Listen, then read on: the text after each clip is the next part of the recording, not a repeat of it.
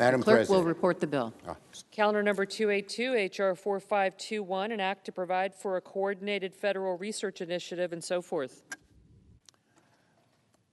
Madam President, Majority Leader. I call up amendment number 5002. The clerk will report. The senator from New York, Mr. Schumer, proposes an amendment numbered 5002. I ask to dispense with further reading of the amendment. Without objection. I ask for the yeas and nays. Is there a sufficient second? There appears to be. The yeas and nays are ordered. Madam President, I have an amendment at the desk. The clerk will report. The senator from New York, Mr. Schumer, proposes an amendment numbered 5003 to amendment numbered 5002. I ask to dispense with further reading of the amendment. Without objection.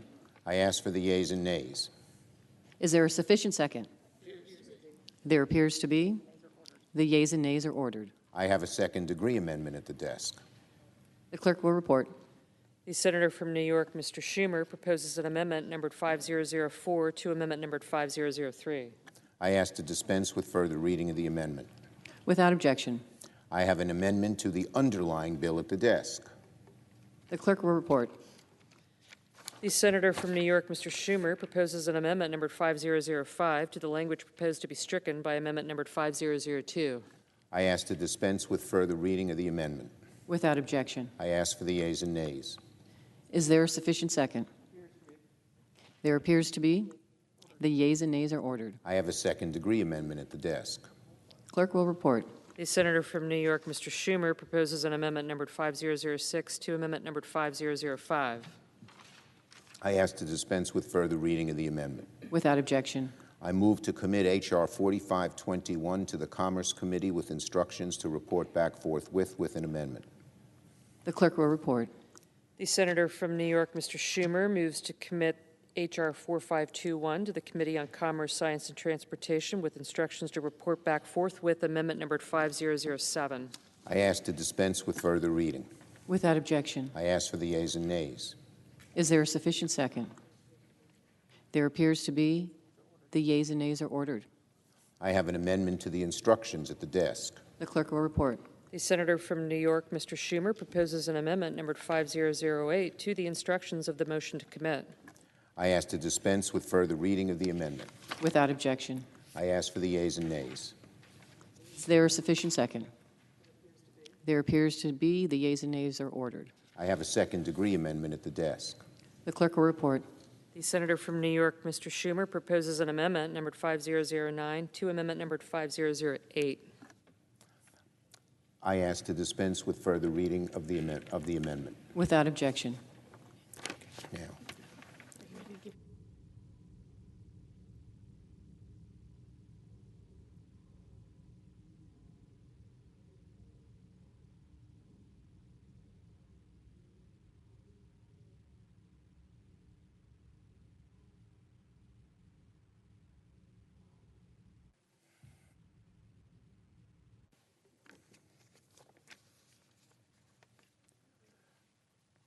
Madam President. The Majority Leader. Now, Madam President, as President Biden begins the most important foreign trip of his presidency, the best thing the Senate can do this week is pass permanent normal trade relation legislation so we can land another devastating blow on Putin's economy. In a few moments, I will ask the Senate for consent to do just that. Last week, the House passed legislation revoking Russia's normal trade relations with the U.S. by 424 to 8. 424 to 8. The vast majority of House Republicans backed it, including Leader McCarthy and the Republican leadership. Here in the Senate, my friend, the senior senator from Idaho, sincerely believes that we should amend the bill by including an oil ban. I don't believe we should do that. And as I said earlier today, there are 4 reasons why we should move forward quickly on PNTR and then have a separate discussion on the oil ban. First, President Biden has already implemented a ban on Russian oil and gas. So passing something the president has already done is not even remotely as urgent as passing the PNTR first. especially because the President is leaving today and meeting with our European allies. What could be better than a united Senate putting further sanctions on Russia as the President meets with our European allies, where he's done a very good job of bringing them together? Second, there's still some disagreement, including with the administration, about how to best draft an oil ban proposal. There are some who worry that the proposal that my friend from Idaho is pushing would actually delay the ban on Russian oil compared to the President's proposal. This is a consequence no one wants. Third, it is so important we show unity right now as President Biden meets with our European allies. Swift Senate action, combining Democrats and Republicans with one voice supporting PNTR, would do just that. And finally, the House is not in session. Any changes we would make to the PNTR legislation by amendment delays enactment by at least a week. There is no reason, absolutely no reason, to change the PNTR legislation the House has already approved and delay action. Now, again, I repeat, I am, Senator Wyden is, and all we Senate Democrats are willing to work with Senator Crapo on this issue if he can agree to let the process move forward. So let me say again, PNTR has already been overwhelmingly passed by the House. It is a very important and logical step in the fight against Putin's barbaric war. We should move the House bill ASAP. So, Madam President,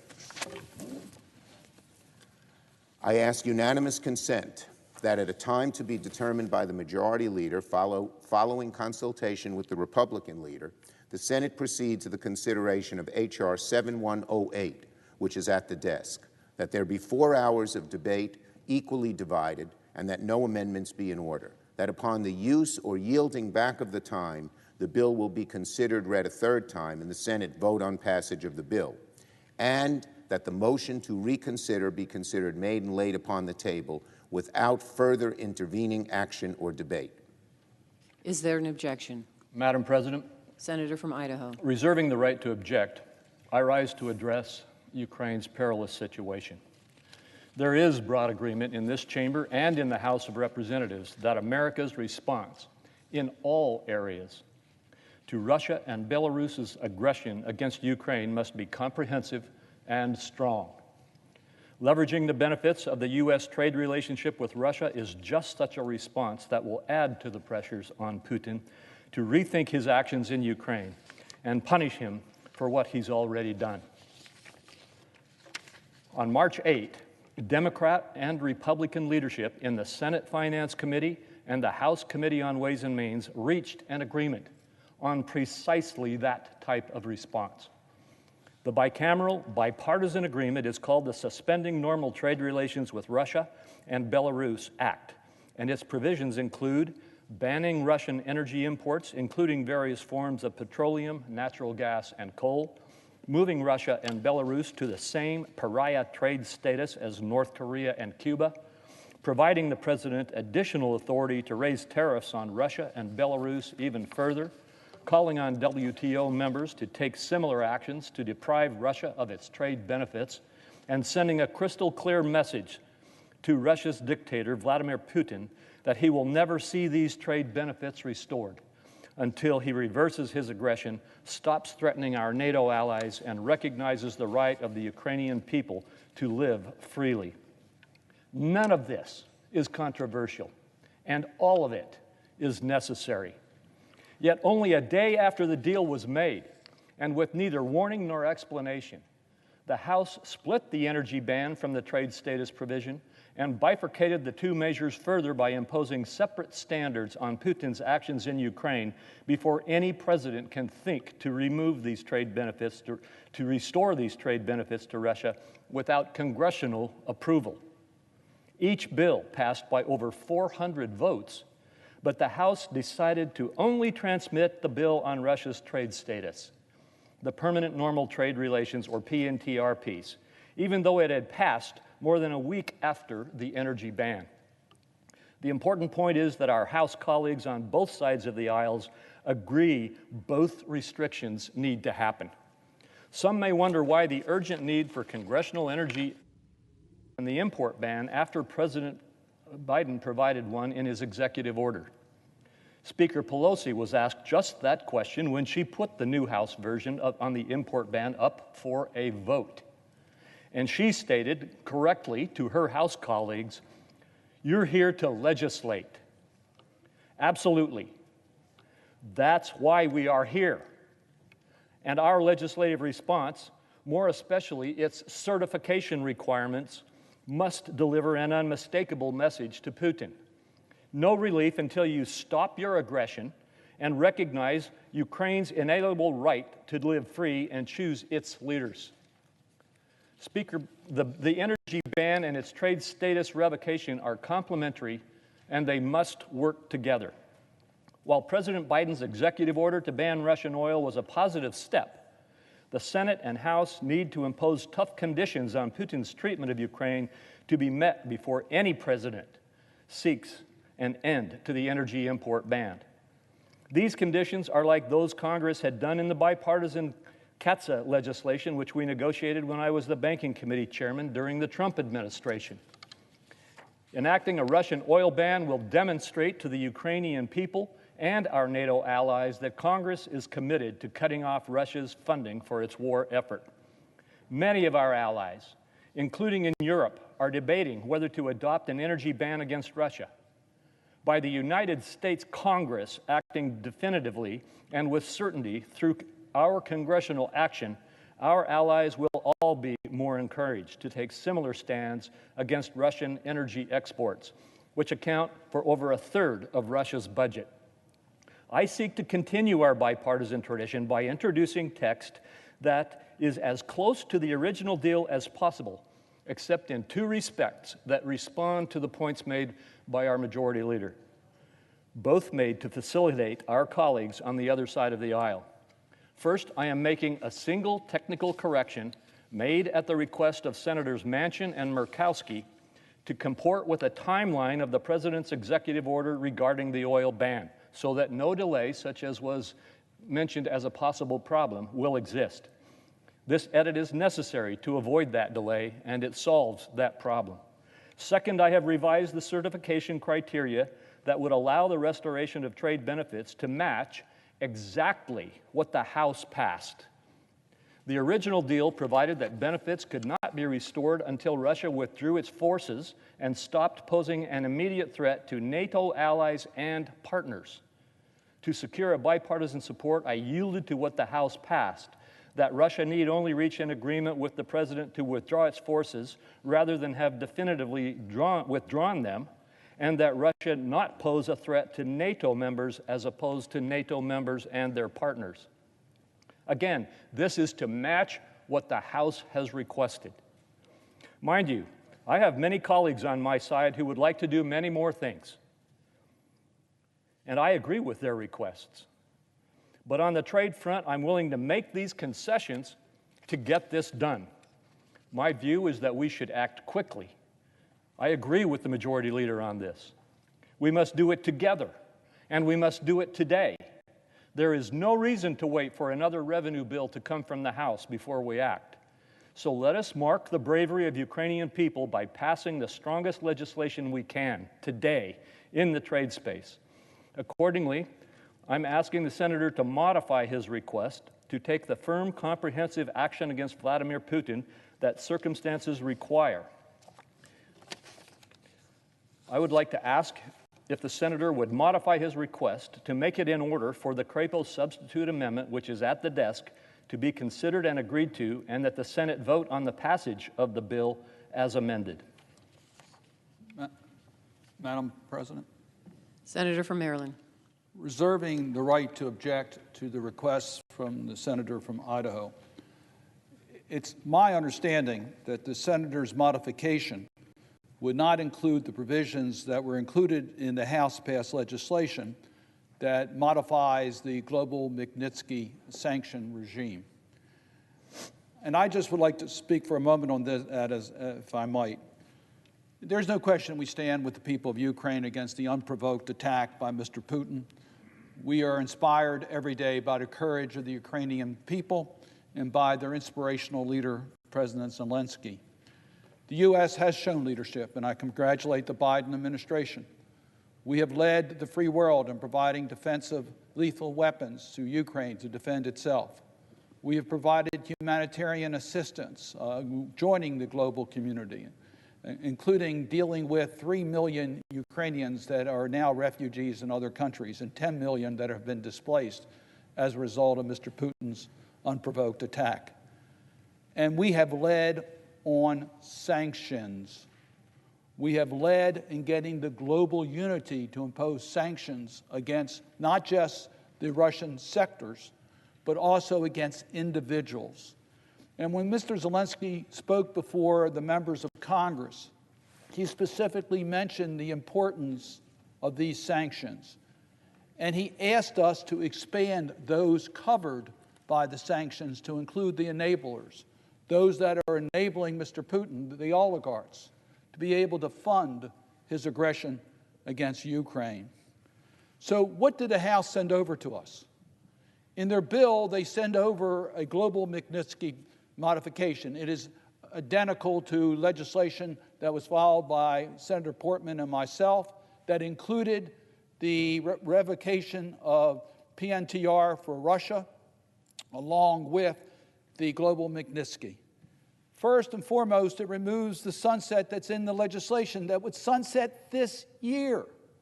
Mr. Zelensky asked us for us to be resolved in being willing to stand up to Mr. Putin, that it would take some time.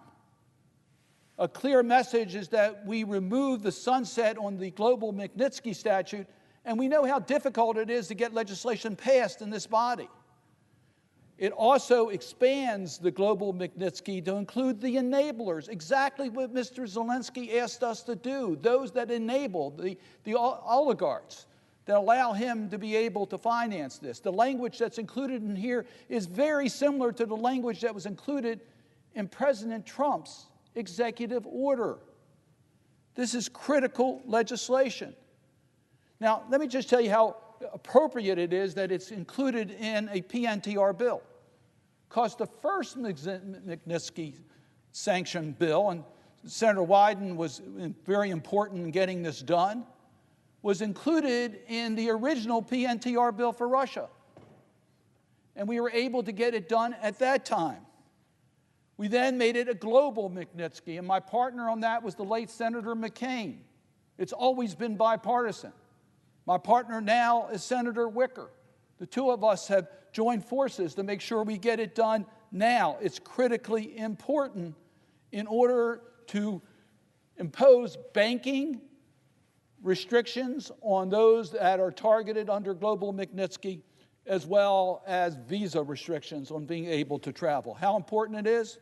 Ask Mr. Usmanov, who's one of the principal oligarchs to Mr. Putin, who solves Mr. Putin's business problems. Guess how he solves those problems? Well, his yacht has now been confiscated in Germany. That's how important these sanctions are and how we have to move them forward. So if I understand my colleague's request, it would deny the opportunity for us to act on the global Magnitsky, which Mr. Zelensky has specifically asked us to do. We would lose that opportunity. We would be sending this bill back to the House that's not in session, which means there'll be a further delay in repealing PNTR for Russia, which is something we need to do now, today. We can get it to the President for signature today under the Majority Leader's request. And as the Majority Leader has indicated, I support the energy ban. I support the Russian energy ban. President Biden has already taken steps to do that.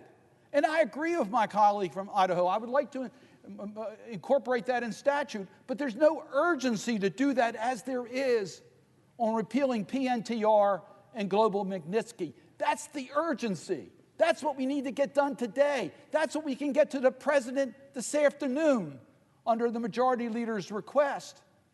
And that'll be denied if my friend from Idaho's request were granted. So for all those reasons, I object. Objection is heard to the modification. Is Madam there an Chairman? objection to the original request? Madam Chairman, reserving the right to object, and just briefly, Senator from Idaho. I'd like to say it to my colleague, Senator Cardin. I believe we could easily work the global Magnitsky legislation into whatever we do today. I don't believe there will be objections to moving ahead on that. It's not included in what I submitted because that was not a part of the original Four Corners Agreement, which I am proposing. I think that could be added. I also have colleagues on my side of the aisle who have other items they'd like to see discussed, because the idea that we're talking about here is to move ahead with no amendments on legislation that is major. And I'm willing to discuss that as well. But I believe we need time to work this out. We can get this done today. And even though the House is not in session today, our passage of global legislation on this entire issue would send a powerful message that the House could affirm when it does come back into session next week. And so I will still need to object, but I'll commit to my colleagues on the other side that I will work with you today to try to iron out these differences. I need to have assurances that these other pieces that for some unexplained reason the House has not been willing to put into this package can be put into a package that will pass. And if we can get to that point, we can move today. And so I commit that I will work with you, but at this point, I must object. Madam President. Objection is heard. The Majority Leader. Madam President, first I thank my colleagues my colleague from Idaho. I know he sincerely wants to move forward. The best way to send a message is pass the House bill, get it to the President, and haven't been able to sign it while the European allies and we are meeting. But I'm disappointed, though, that we were unable to take quick action now, but I very much appreciate what Senator Crapo has said now, and Senator Crapo and I had a good discussion this morning. We agree. We want to get to a bipartisan resolution to this legislation. So Senators Wyden, Crapo, and my staff are going to work throughout the day on language related to the oil ban and the other issues that Senator Crapo talked about that we could consider separately. We would then move to pass PNTR separately, which we hope we can pass today or certainly tomorrow. So I'm committed to getting this issue resolved and very much appreciate my friend, the Senator from Idaho's willingness to discuss it so we can work out something that both sides can accept. Thank you. I yield the floor. Madam President, Senator from Oregon. let me pick up on what both of my colleagues have just said. Senator Schumer and Senator Crapo have both said how committed we are to getting this worked out today. And as Senator Schumer said, under his leadership, Finance Committee, the chair and the ranking minority member, that's what we're going to be working on so that this actually happens. And I want to make sure everybody understands what that means. It means that while the President is in these crucial discussions right now in Europe, the Senate, in the most expedited way, which is to pass the House legislation today, would revoke permanent, normal trade relations with Russia. And here's why that's so important. Vladimir Putin's inhumane conduct means that Russia has forfeited the right to the benefits of the international trade order that was established after World War II. And what the Senate can do by passing the House bill today would amount to the harshest economic consequences in a generation. And let me be specific about that. When we pass that legislation that came over from the House here in the Senate, it would immediately trigger a significant increase in tariffs on Russian-made products. Adding to that, the proposal also includes authority for the President to raise tariffs even higher in the future. These tariffs would directly level a significant set of restrictions on Putin's circle of oligarchs who export everything from chemicals to plywood. This is an absolutely essential step in ensuring that Russia is a pariah state. So to wrap up, apropos of the comments from the distinguished Senate Majority Leader and our ranking minority member, and the President of the Senate has worked with him as well. We had a good discussion over the last half an hour that's going to focus on getting passage of the House bill done today. And as Senator Schumer and Senator Crapo and I have all noted, those discussions have been ongoing, but we're going to step it up so we can get this done today and send the House bill to the President's desk by close of business today. With that, Madam President, I yield the floor. Madam President. Senator from New Jersey. Madam President, I wanted to join in the comments made from the distinguished chairman of the Finance Committee, which I have the privilege to sit on, and my distinguished colleague on the Senate Foreign Relations Committee, who is the author of the Magnitsky Act. And I just hope, I came loaded for bear to the floor because I thought we were going to have a different result, but I am optimistically going to expect that we're going to have a resolution because, look, there are burnt bodies in the streets of Ukraine. There are mass graves to bury the dead. There are Ukrainians who are melting snow in order to drink water to survive. So it's truly mind-boggling that we cannot get this legislation passed that eliminates Russia's preferred trade status and reauthorizes the Magnitsky Act.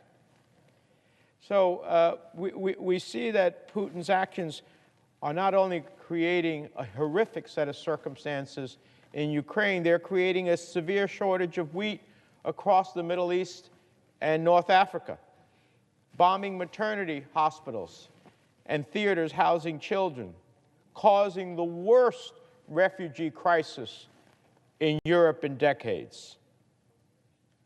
We've long called out Putin's thuggishness, his unprovoked and devastating attack on Ukraine that has united the world to levy severe repercussions for Putin and his cronies. But so we must revoke this preferential trade status immediately. And I think we should do the same for Belarus, which continues to provide a launching pad for Putin's war. But certainly, not including Magnitsky makes no sense. Now, it makes no sense when last week I came to the floor and asked for unanimous confirmation of a key number of nominees at the State Department and USAID that at the heart of helping the United States help Ukraine, on coordinating sanctions, on our USAID director for that part of the world, on their assistant secretary for refugees, millions of Ukrainian refugees. We should have these people in place to do the job. But we also have to have the law that is going to expire in place that Putin hates. He hates it. It's named after someone he was trying to eliminate. We have to continue to expand our options for keeping the pressure on Putin's regime and those who enable him. And reauthorizing Magnitsky is a critical part of doing just that. With Magnitsky sanctions, we can hold human rights abuse. We can call out their unacceptable and appalling acts. And we can hand the president a powerful tool to sanction those who profit off the Russian people and exploit state assets. But if we don't act, Magnitsky provisions will sunset later this year. Putin shouldn't be able to think, I can wait it out. He should know that the law is going to continue, and the sanctions that have been levied under Magnitsky will continue to be levied and enhanced. He wants to see this law go away. His oligarchs and top officials would breathe a sigh of relief. Allowing Magnitsky sanctions to expire would send exactly the wrong message at the most critical time. And this bill not only extends these tools, it sharpens them. This reauthorization would expand sanctions to cover other serious human rights abuses, giving the president the power to sanction a broader array of conduct. So we have to get this done today. We have to revoke normal trade relations with Russia. We have to send an unequivocal message that Putin's cronies cannot and will not act with impunity, that they'll pay a price. And we must show the world that whether human rights abuses are in Moscow or in Minsk, America stands up for our values and our principles, and we put them to action wherever they are attacked. That's what this effort is all about. And I do hope that before this day is out, we will see this passed on the Senate floor. There is no excuse not to get it done. With that, I yield the floor.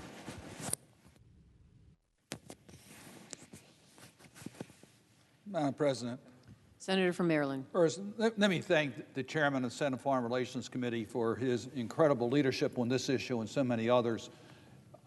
I want to point out that our committee has already approved this language. So this has already been approved. This is not something that is new to this body. We've been debating this for some time. It's been the United States, it's been the United States Senate that's taken the leadership to provide tools to go after human rights abusers. And we were the first to act. But as a result of our action, Europe has now acted, UK has acted, Canada has acted. So we have provided global leadership. And it is one of the strongest tools we have against human rights violators. And our number one target today is Mr. Putin and what he has done. So we have a chance to really show our leadership, continued leadership in this area. So I am also encouraged by Senator Crapo's assurances that we're going to try to get this done today. We want to get this bill to the President. We want to have it clear that we've reauthorized it in a way that it will be effective moving forward. One last point, if I might.